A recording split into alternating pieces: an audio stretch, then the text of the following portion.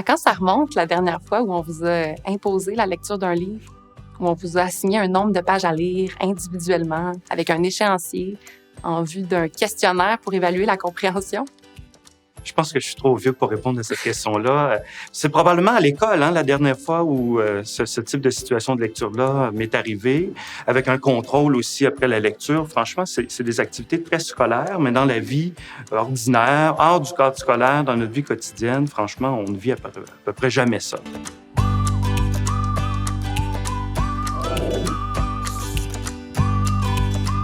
Alors que certains adultes croient que lire, c'est un acte qui est plutôt solitaire, beaucoup d'enseignants sont d'avis que c'est un acte social et volontaire. C'est votre cas, en fait, Monsieur Martin Lépine, vous qui êtes professeur en didactique du français, vice-doyen à la formation et à la culture de la Faculté d'éducation de l'Université de Sherbrooke. Oui. Et surtout, pionnier de la pratique pédagogique inclusive qu'est le cercle de lecteurs. Effectivement, et j'imagine que tu veux savoir un peu c'est quoi un cercle de lecteurs. Je peux me permettre d'en dire un mot. En gros, le cercle de lecture s'intéresse à la lecture principalement. Donc, on peut par exemple partager une lecture commune en classe, s'intéresser aux stratégies de lecture qu'on a mises en place pour mieux l'apprécier.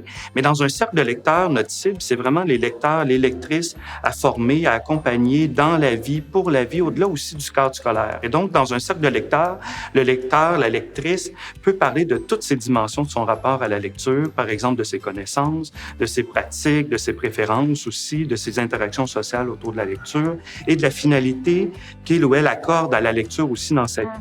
Donc, dans un cercle de lecteurs, on est toujours bienvenu, peu importe si on est en train de lire un livre, si on a fini un livre, si on veut en commencer un, parce qu'on parle plutôt de nos expériences que d'une lecture commune.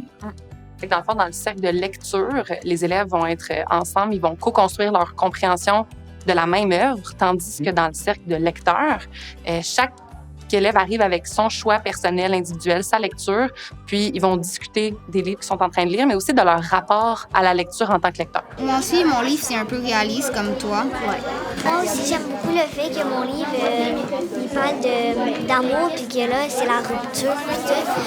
J'ai trouvé ça vraiment le fun parce que c'est comme c'est un garçon qui raconte dans son journal.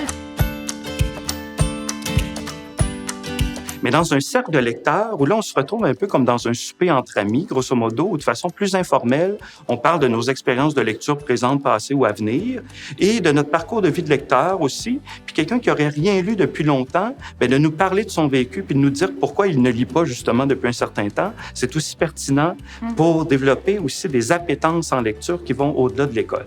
Appétence comme dans appétit à lire, là, dans le fond. Appétit, envie, désir, plaisir aussi qu'on peut associer à la lecture. Et donc, en quelque sorte, le cercle de lecteurs veut une pratique qui se rapproche des pratiques sociales authentiques, véritables, qu'on peut vivre en soirée, en fin de semaine ou plus tard, une fois qu'on est sorti de l'école. Mais j'aime cette image-là du souper entre amis parce que c'est un peu ça le but ultime. Là. Pourquoi on lit? C'est si on est capable d'être ensemble avec d'autres personnes, puis de discuter, puis d'avoir hâte de partager nos lectures, puis d'en parler. C'est un peu le but ultime de tout lecteur, finalement. Oui, tout à fait. Puis la recherche en didactique du français, en didactique de la littérature depuis une vingtaine d'années nous montre bien que, grosso modo, je pourrais résumer ces résultats de recherche-là par le mot pacte. Un pacte de lecture là, qu'on a à entretenir entre nous, entre lecteurs, entre enfants, entre adultes, entre grands-parents aussi. Et dans ce pacte-là, chacune des lettres parle. Là. Le P, entre autres, que je présente de façon majuscule parce qu'on doit toujours penser au plaisir qu'on peut associer à la lecture, l'appréciation des œuvres littéraires. Et ensuite, donc, P pour partage, donc des occasions fréquentes de partage. A pour de l'accès à des œuvres, à des livres, à des supports de lecture variés. C pour du choix aussi, donc pas un choix qui m'est imposé, parce que dans la vraie vie, c'est bien rare qu'un lecteur se fait imposer des lectures pour son propre plaisir. Le T, c'est pour le temps, du temps au quotidien pour lire, écrire, échanger autour de ces lectures. Et E, c'est pour l'espace, l'environnement qui serait le plus stimulant pour favoriser le développement de lecteurs pour la vie. Puis, en quoi le cercle de lecteurs, comparativement à d'autres dispositifs, à d'autres pratiques, va venir en soutien aux élèves qui ont des défis d'apprentissage en lecture? L'intérêt là-dedans aussi, c'est que les élèves parlent de leur lecture aussi, puis ces lectures-là peuvent être très variées. C'est-à-dire que on pourrait parler d'un album même sans texte, donc quelqu'un qui aurait plus de difficultés à lire pourrait quand même participer à un cercle de lecteurs puis parler de livres qu'il est en train de lire, notamment peut-être d'un roman graphique, d'une bande dessinée, d'un album sans texte, voire d'un conte audio qu'il a entendu dans un coin d'écoute, par exemple, qui pourrait être disponible dans la classe. Et là, donc, cette personne-là, ce lecteur-là, cette lectrice-là, mais parle d'une œuvre intégrale, d'un livre entier, comme toi qui aurais peut-être lu un roman de 400 pages là, pour y participer. Et ta lecture n'est pas plus pertinente que la mienne non plus, parce que dans mon parcours de vie de lecteur, ben, je suis rendu là, à ce moment-là. Puis, le cercle aussi me permet de découvrir d'autres types d'œuvres qui m'amènent peut-être à découvrir aussi ensuite d'autres supports de lecture, d'autres auteurs, d'autres collections, d'autres découvertes littéraires. Ouais. Fait que dans le fond, est-ce que un élève pourrait arriver et dire hey, « moi, j'ai de la difficulté à lire en ce moment » ou « j'ai juste pas envie de lire ces temps-ci Je lis moins, puis j'explique un peu pourquoi. Puis c'est ça, des lecteurs, des lectrices dans la vraie vie, bien, parfois, ils ont des périodes plus intenses de lecture, puis d'autres fois moins. Des fois, on se réserve des lectures pour nos vacances parce que notre emploi du temps ne nous permet pas, en cours d'année, par exemple, de lire autant qu'on le voudrait. Mais d'en parler puis de le dire, mais ça fait en sorte que aussi j'entends d'autres personnes qui ont peut-être ce même défi-là. Puis là, je suis pas en train... Effectivement, puis je suis pas en train de dire que, ben moi, là, puisque j'ai pas lu depuis 2 semaines, je suis pas un lecteur, puis j'aime pas lire. Ben non, raccroche-toi autrement peut-être à la lecture. Je me posais la question. À votre avis, les questionnaires écrits, est-ce qu'ils ont toujours leur place dans nos classes là, pour évaluer la compréhension en lecture? Parce que des fois, les questions en soi peuvent être un obstacle à la compréhension, à l'apprentissage des élèves. Comment on devrait évaluer la lecture là, aujourd'hui?